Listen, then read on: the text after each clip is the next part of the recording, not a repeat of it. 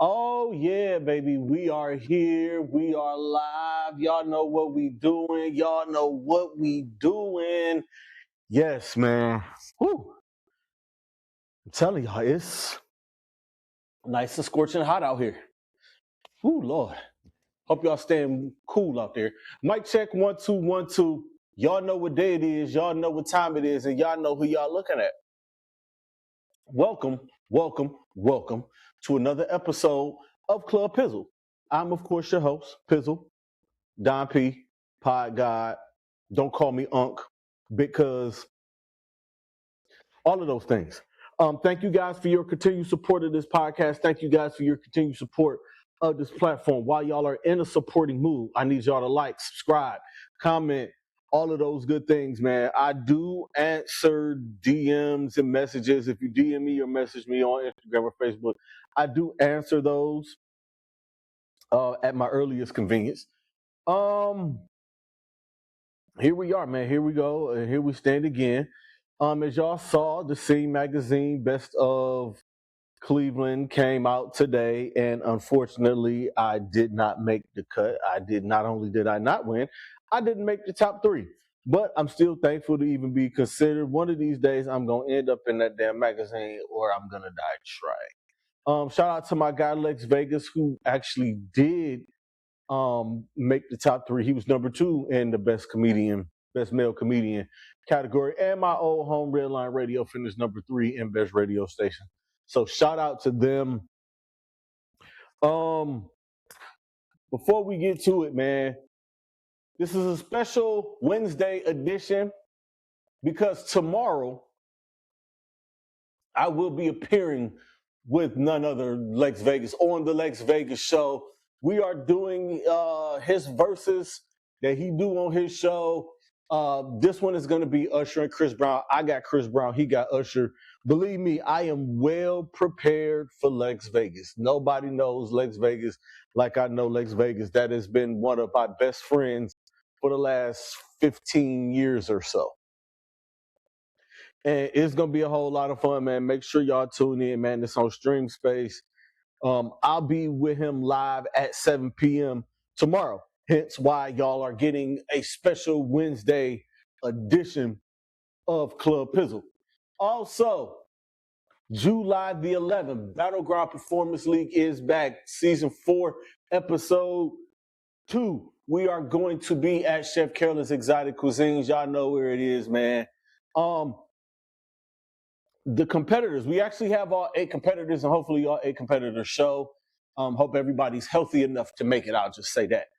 Andrew versus Drew B, J November, Jumpman Sosa, T Vibes, Big Millie, MDN, J-Do, Bree Trappy, and Nicola B. Somebody on this list is not on that list because I believe I seen my guy Illustrious is going to be stepping in. So somebody on this list, I don't have the updated list. I should have hit Meech, but all said, man, July 11th, step in the building. It is going to be an open tournament. Win the tournament, win the belt. Shout out to Hefe Trap, who will not be able to make next week's Battleground. He's booked and busy. Shout out to him. Congratulations to him on everything that he's been doing and all the motion that he got.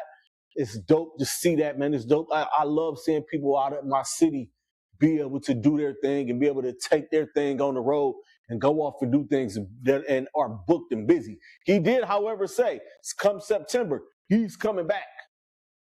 He's coming to claim that belt.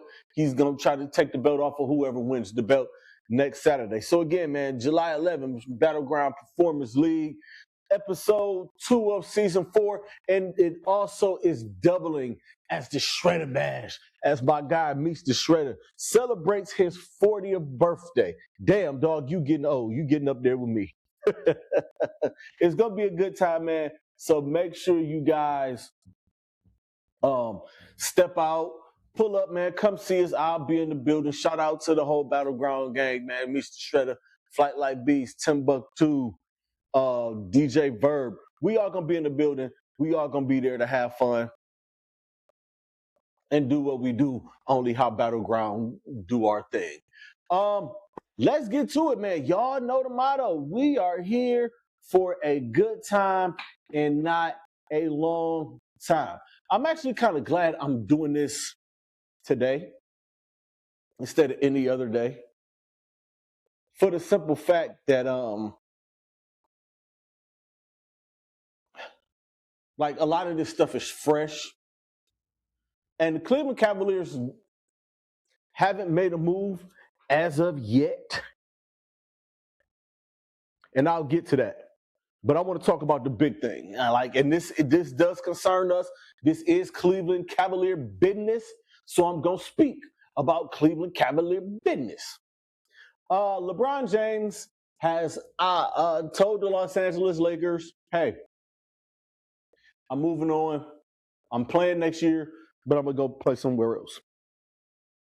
So you guys can go off and do your thing." And then Rob Pelinka went on to spend $400 and some million and gentrify the Los Angeles Lakers in 30 freaking minutes. That's neither here nor there, because everybody knows that I am a known Laker fan. Like, I root for the Lakers. I'm also a Cavaliers fan. You won't find a bigger Cavaliers fan than me. However, I do root for the Los Angeles Lakers. I have rooted for the Los Angeles Lakers for most of my life. I was born into the Cavs, and I fell in love with the Showtime Lakers. So my run runs deep. And I think I'm getting off the train now. This is where I get off. I mean, I love Luka, and Austin Reeves is going to be a pretty good player, but I'm good on the Los Angeles Lakers. At least until they win a championship, and then I can be phony and call them we again. Anyway, LeBron James has decided he's going to move on elsewhere and go elsewhere, which is cool. And which is why I'm wearing the jersey. Yes, I'm going to talk about all of that right now. There is a big possibility that LeBron James is coming home again. Now, I know what I said last week. I know what I've been saying for a few weeks. I know what I've been saying every time it pops up. He ain't got to come back. He don't need to come back, yada, yada, yada. I know what I said. I don't care. If you want to come home, hey, Bron, come on home, big dog. Come on home. Hey, why not? In the story where it began. How many people can say they did that? My basketball journey started in Northeastern Ohio, in Akron, Ohio, to be exact. Went on this long journey, spent my first 7 pro years in Cleveland, went off to Miami, came back home for a minute, had to get some things right, had to right some wrongs and do some things. Bam. All right, now I'm going out to LA. I'm going to pursue this out here. I'm going to do something with this franchise. I'm going to resurrect this franchise. Now I'm done with this franchise. I want to go home again. I'm ready to leave the game. I'm ready to retire. Why not come home? I am really, really phony. And you know what? I don't care. Y'all can say whatever the hell y'all want to say about me. Ain't no shame in Pizzle's game.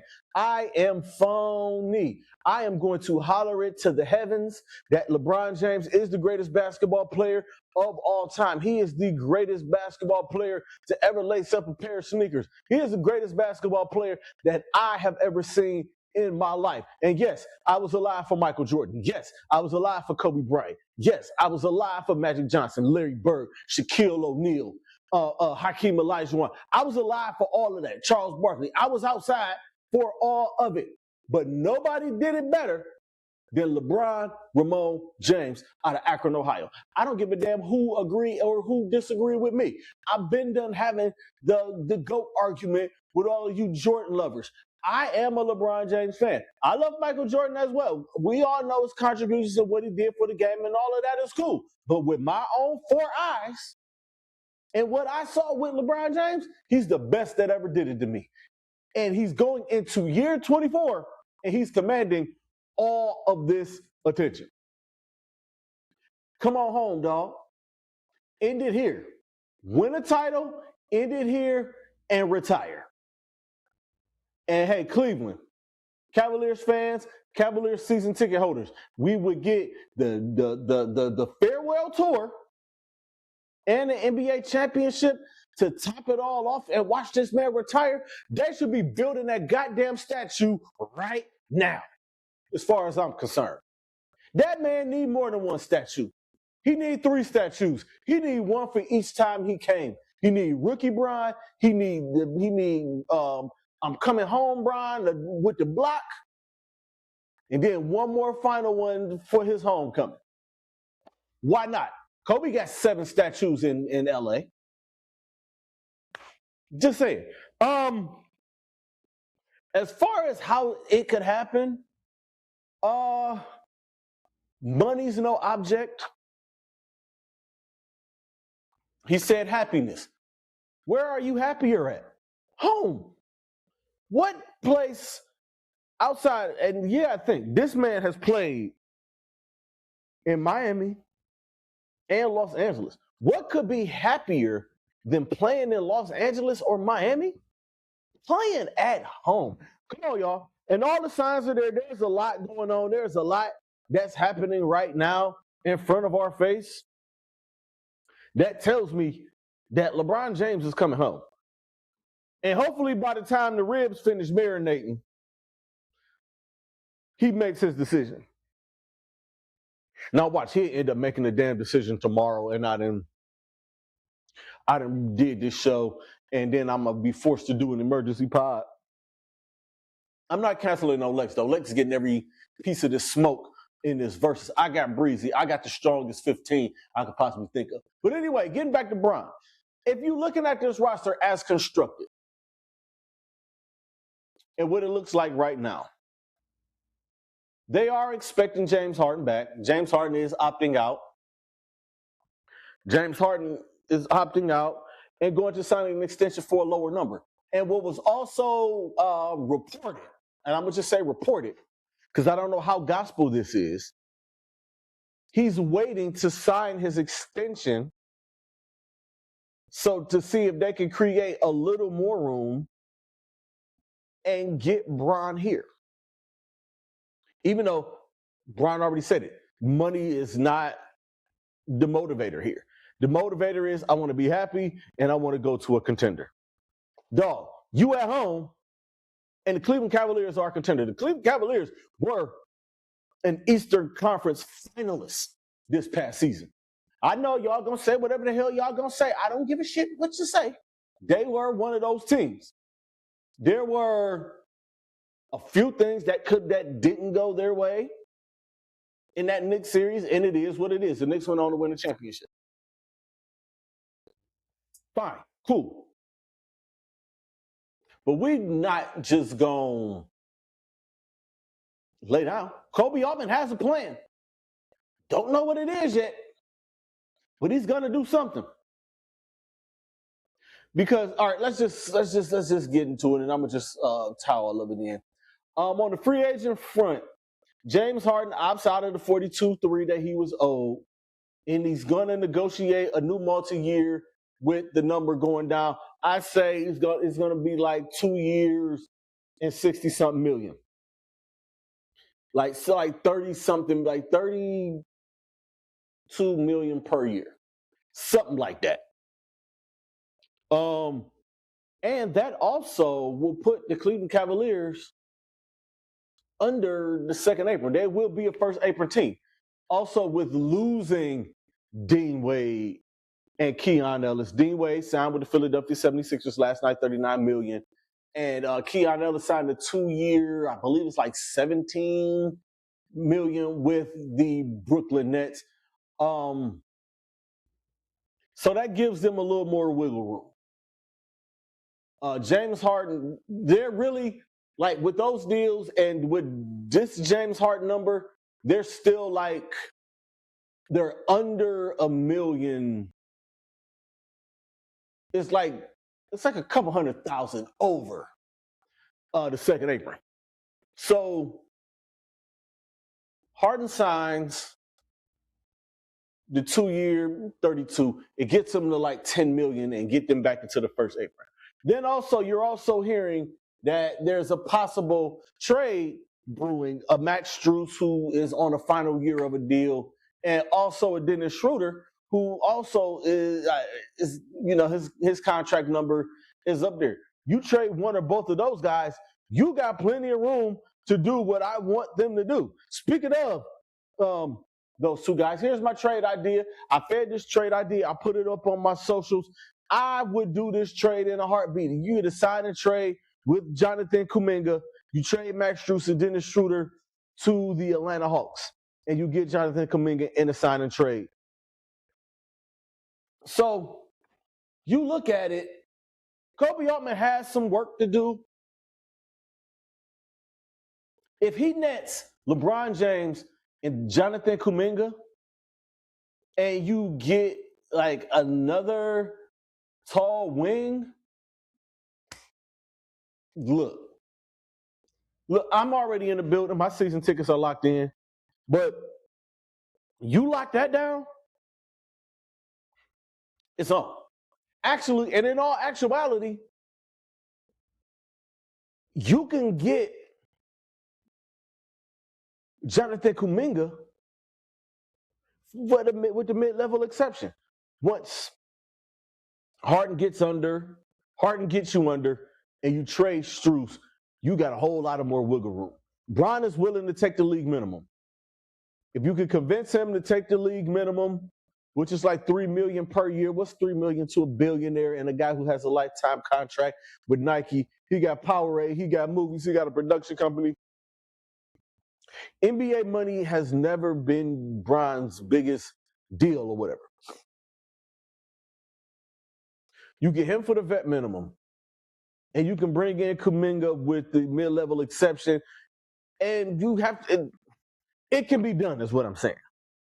Bron, Kuminga, and somebody else. This team has gotten, and that would increase, this team has gotten bigger and more physical. Now, you look at that starting lineup. If this happens, you got Harden and Mitchell. You got LeBron, you got Mobley, you got Allen. You have a hell of a combination of veterans and a young guy. I mean, Mitchell's not young anymore. He's up there. He's been in the league, 8 years, 9 years now?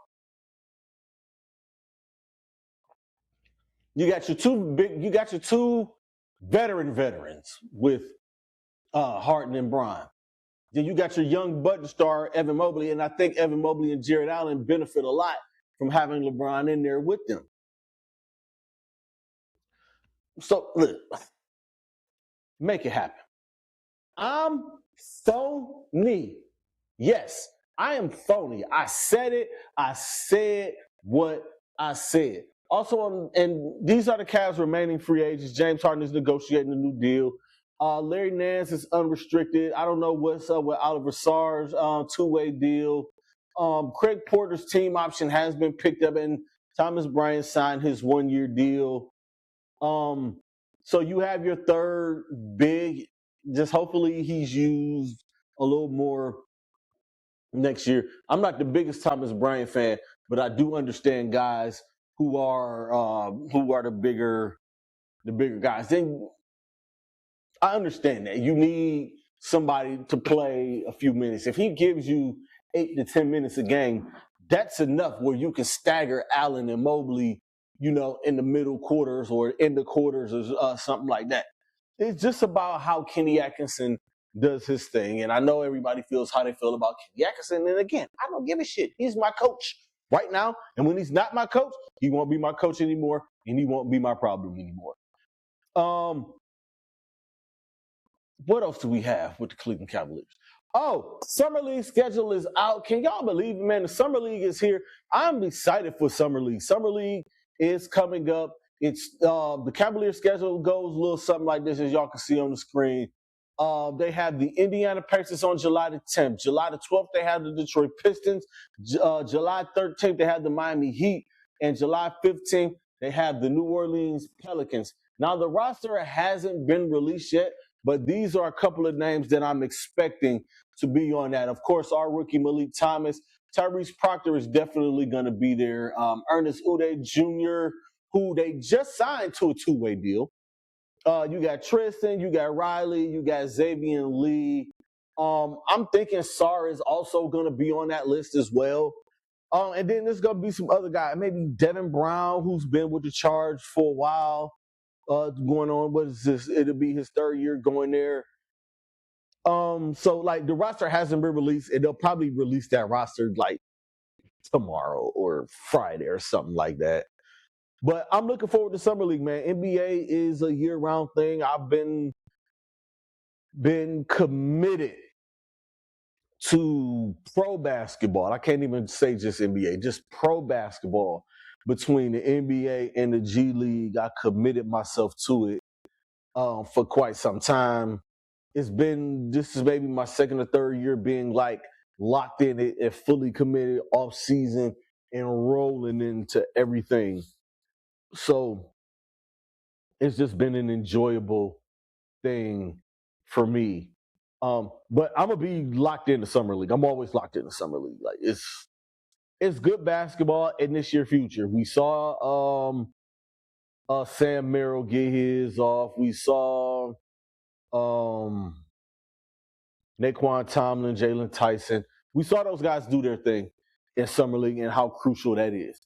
Speaking of like the developmental stuff, I just want to touch on and talk about Dean Wade really quick, because Dean Wade is a prime example of using the developmental system in the G League to your advantage to get guys. The Cleveland Cavaliers, and it may be me not paying as much attention to other teams, but I've never seen a team use their developmental minor league team as well as the Cavs do. You had Dean Wade, who was here. He was around with the Canton Charge, so he had been here for a while. What was it, 6-7 years? Dean was doing his thing, and then you have Sam Merrill. We know his story. Worked his way up, and now he's a rotational player. Naquan Tomlin is the next one to come up out of that. Who else? Craig Porter Jr. was supposed to be in, but he played so well. Some guys work, some guys don't work out. But you've seen quite a few guys from the Charge be suit up for the Cavaliers, from the Sharif Coopers and the Pete Nances, Luke Travers, all of those guys. Even Devin Brown had a cup of coffee or a cup of Sprite or whatever he drinks with the Cavaliers being with the Charge. So it's a very, very, like, it's useful. You need to use that. And I think what the NBA is missing, outside of like really developing guys or just not giving guys a shot, and they need veterans. That's what the NBA is missing. Speaking of, let's get to NBA free agency, man. I'm gonna just throw this up here for y'all, let y'all look at that and read that. I'll just go over the major ones. I spoke about Giannis Antetokounmpo last week. LaMelo Ball going to Minnesota was a surprise. It was a pleasant surprise, but it was a surprise. I believe I spoke on that. Maybe I didn't. Maybe I did. But that one, you pair Anthony Edwards with LaMelo Ball now, and you got and they signed Ayo Dosunmu. I did speak about this one because I did the draft. Yeah, I did speak about that one. But that's a pretty solid trade. All right, let's move on. My guy is now a Portland Trail Blazer. Yes, Demetrius Jamel Morant is now a Portland Trail Blazer. They didn't trade a lot for it. They just wanted him off the roster, and I get it. But I want everybody to put respect on Jeremy Grant's name. Stop disrespecting Jeremy Grant like Jeremy Grant is a scrub. Jeremy Grant is not a scrub. So all of those jokes about him being traded for a bag of Fritos, that shit ain't funny to me, because Jeremy Grant is one of them. It's a lot of y'all who root for some teams who could use a Jeremy Grant. As a Cleveland Cavaliers fan and supporter, I would love Jeremy Grant to be on the Cleveland Cavaliers. Anyway, that gives Ja Morant an opportunity to start over, but you have so many guards there. You got those two. You got Dame. You got Drew Holiday. You got Scoot Henderson. You got Shaedon Sharpe. Somebody's getting up out of there, and my money is on Drew Holiday. You're going to go with the youth movement. Of course, you're not going to move off of Dame. Dame probably is going to play another 2 or 3 years. And then you got Ja. You can pair him with Shaedon Sharpe or Scoot Henderson in the backcourt. And then you got Danny Havia out there who is an all-star and can straight up ball. They have I want to see what Micah Nori does with this. Even though he's on a shitty contract out there, I want to see what Micah Nori does with this. This is exciting, man, to see what exactly Micah Nori is going to do with this. He's going to run he got all of these guards. He got a crowded guard. It's crowded with guards. But I expect Drew Holiday to be up out of there. Kawhi Leonard is going back to the Toronto Raptors. That's the funniest one to me because he went up there, won a championship, dipped to LA to the Clippers, got all of these guys that he wanted there, Paul George's, the Patrick Beverleys, the Nick Batum, a bunch of shit, and it turned out to be like the worst era. And it turned out to be worse than Lob City. All these expectations, everybody pump, the Clippers, and didn't do a damn thing. Got sent home every year. And the one year they did go to the conference finals, Kawhi Leonard wasn't a part of it. Also, Kawhi Leonard is last year he balled out. Last year he's one of the best in the league. Like, we know the abilities, we know how good Kawhi Leonard is, but he hadn't been available for a lot of those. The playoff run, he was injured. The dude is always hurt, and I love Kawhi Leonard. He can ball.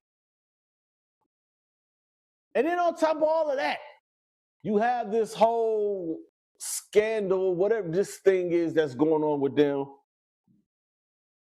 this investigation with the Clippers. We're going to see how that's going to go.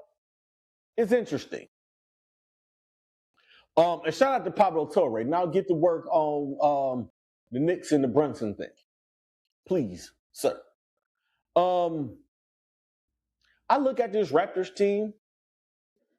Defensively, they're going to be incredible. I mean, absolutely freaking incredible. That's going to be a defensive team because all of their guys, you got Emmanuel Quigley, you got RJ Barrett, you got Kawhi, you have Scotty Barnes, you have Jakoporto, then you got CMB, Colin Murray Boyles, whom I do like. Now, Toronto did lose my guy. I don't even want to try to butcher his name, but 54. I'm not even going to butcher his name. I'm telling y'all right now. I saw him in that first round series. That dude, I like the way he played. Now, he has, like, it's so fundamental, yet so effective. Like, he gets, like, I like that guy. He's probably going to do pretty good for the gentrified Lakers. But I look at that starting five and see that length that those guys have, man. Those guys are going to be tough on the defensive side. They still can't shoot, but going to be tough on the defensive side. As far as the Los Angeles Clippers, you get Brandon Ingram back off of that, and you get Grady Dick there. So you have guys, you have Brandon Ingram, who we know what he can do. He can ball. You also have Grady, who's 6'7", can handle the ball, can shoot. They want to bring back Ben Mathurin, which I hope they do bring Ben Mathurin back, to go with Darius Garland. Ty Lue will mess around and win 45 games with that team. And that team will mess around and be a 7 seed in the West. And there'll be a playing team in the West. messing around with Tyloo. That's how much I revere Ty. Julius Randle was moved to the Nets, which is weird. Miles Bridges, the Charlotte Hornets is just like, all right, we're gonna make the playoffs, and we're gonna trade two guys who we probably wouldn't have got there without them. Like two guys that blah blah. Like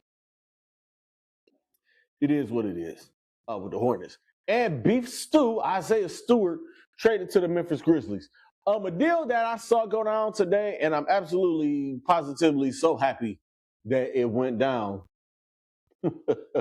Tobias Harris to the San Antonio Spurs, which means thank God he's not coming to the Cleveland Cavaliers. Also, Jalen Duren, there was thoughts that he was going to go to the Sacramento Kings in the sign and trade. The Pistons woke up yesterday and was like, you know what, man? We changed our minds about that. We're going to bring you back. Like, we're going to match whatever. We're going to increase our offer. And if you try to go out and get it somewhere else, you're restricted. We're going to match that. They signed John Collins, a.k.a. Tobias Harris Jr.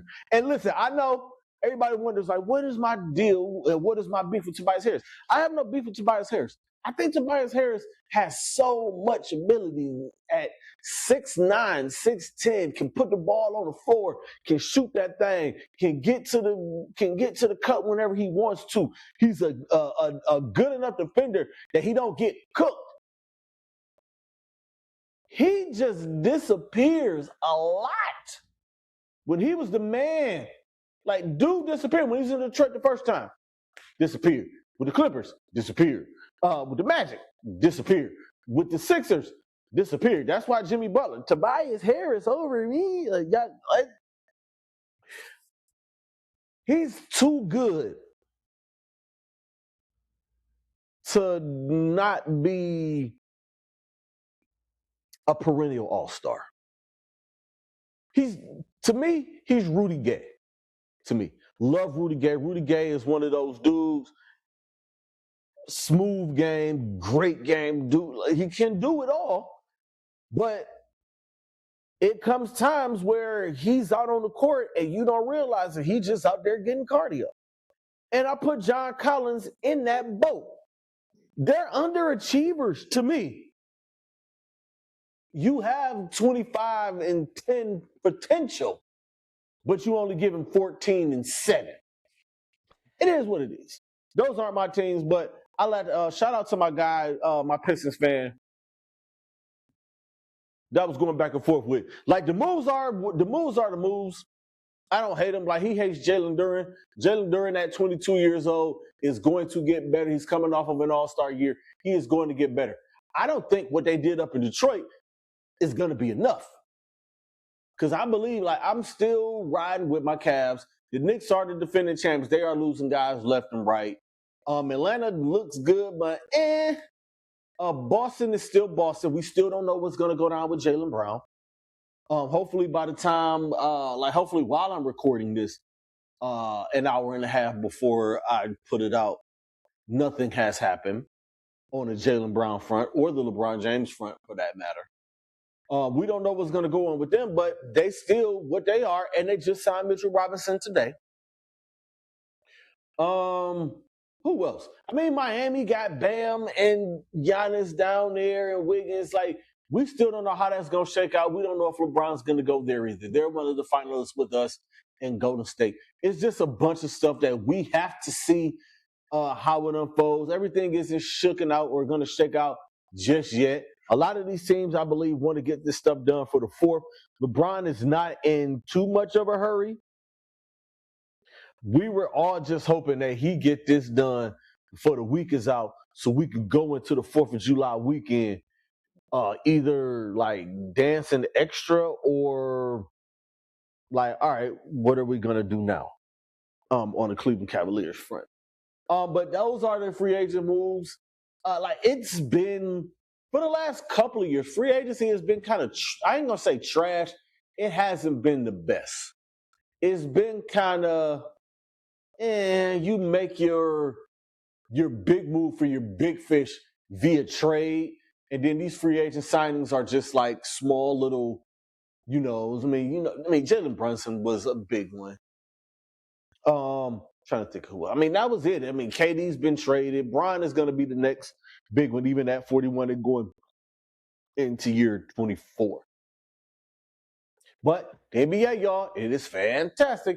All right, y'all, let's run through this real quick, man. Let's look at the Cleveland Browns wide receiver room. As y'all know, what I've been doing for the past couple of weeks, I have been looking over the Browns roster going into training camp. I did quarterbacks 2 weeks ago. I did running backs last week. We're going to do the wide receiver room. I believe it was wide receiver type. We're just going to look at the wide receiver room. Right now, you got Jerry Jeudy. Like going into camp, or just looking at the rundown, I'm going to just go Jerry Jeudy, Casey Concepcion, Denzel Boston are two first round and second round rookie draft picks. Cedric Tillman, Isaiah Bond. Looking at the depth chart, like y'all can see it down there, man, I'm expecting Jeudy and Boston to be wide receivers 1 and 2. Like that could, like you could flip-flop them. I believe at the start of training camp, this is how it's going to go. Like Judy's still going to be your 1. Boston is going to go in at 2, and Concepcion is going to be your 3rd slot guy.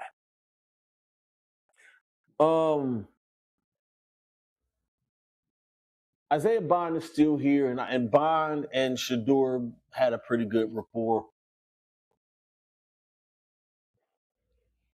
Want to see exactly what happens with Watson. But again, man, that quarterback situation is fluid. And I'm still just going to go off of Watson is going to go in to training camp as QB1, but I believe Shador is going to end up QB1 going into Jacksonville week 1. Again, that situation is fluid. Y'all can say whatever y'all want. I'm phony. So what? Sue me.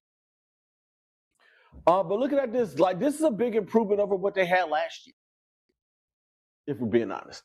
And for the past few years, like this wide receiver room it could be one of the best.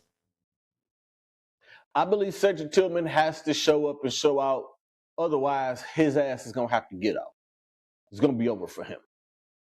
Malachi Corley, I'm looking forward to seeing him in training camp and in preseason. Same thing with Jamari Thrash. He is on thin ice. It's a lot of these guys, man. As y'all can see, I got the projected rostered guys down here, the guys who are going to end up making it. Jeudy, Concepcion, Boston, Tillman, Bond, Tylan Wallace, and it's going to come down to Malachi Corley or Jamari Thrash. As y'all can see, Gabe Savard. I want to see him make this team. I just don't see it this year. Luke Fourier, Aaron Anderson, Cole Wilson, like those are going to be the guys that are going to end up making the practice squad. But I'm expecting a lot from like these outside of the offensive line. I'm expecting this group to show up and show out and to be crucial. The offensive line right now is the most crucial, and I'm going to get to offensive line, and we're going to talk about the O-line and get into all of those new guys.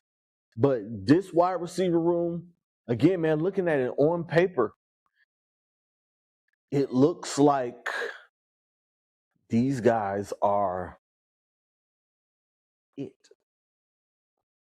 We got some it guys up in there. If Denzel Boston, if he pans out to what they're projecting his player comp, it's going to be trouble in the AFC North. I'm trying to tell y'all that, man. It's all exciting. Again, man, that's just a little bit on the wide receivers. Again, I could sit here and talk to y'all till I'm blue in the face about this quarterback situation. I just don't want to do that. Shout out to those who do. I just can't do it. Every little thing they hear or see on the internet, it's Shador. I'm tired of it. I'm tired of. I'm honestly tired of that shit. That shit bothers me. It gets on my first, middle, and my last nerve. So I'm not gonna sit here unless something breaks. Unless they're naming him the starter, he gets injured. God forbid that doesn't happen. Other than that, I'm not going to talk about. I'm not going to nitpick every little thing. I'm not going to nitpick every little press conference and look at every little word that he says. I don't give a shit what Jalen Ramsey said. Like, that's cool. We know all of this stuff. But y'all not getting me with that. Y'all can go to the other guy. Shout out to G. Bush, because G. Bush is going to tell y'all. He going to get to it. If y'all want to listen to that bum-ass Tony Rizzo, y'all can. It just is what it is. With that said, man, we're going to get up out of here, man. Make sure y'all tune in. I'll be back on my regular day and at my regular time next Thursday. I hope you guys enjoy your 4th of July weekend. Hopefully you guys are somewhere safe. Hopefully you guys are somewhere comfortable with air conditioning, because it is scorching hot in Cleveland right now. It feels like it's 105 degrees outside. I'm sitting under these lights. I believe this hat is wet and sweating. And y'all know with the bald head, like, it ain't no sweat. I just put the hat on because that's what's gonna catch the bald head sweat. But enjoy it, man. I hope everybody eats good. If you're gonna drink, please don't drink and drive. If y'all gonna do those other things, man, make sure y'all wrap it up. Like, don't do nothing stupid. Y'all know the police is looking for a reason to mess with y'all. Y'all know what it is, man. Always protect your peace, protect your energy. The message is more important than the messenger. And creators, be great. Stay positive, because negative energy is trash.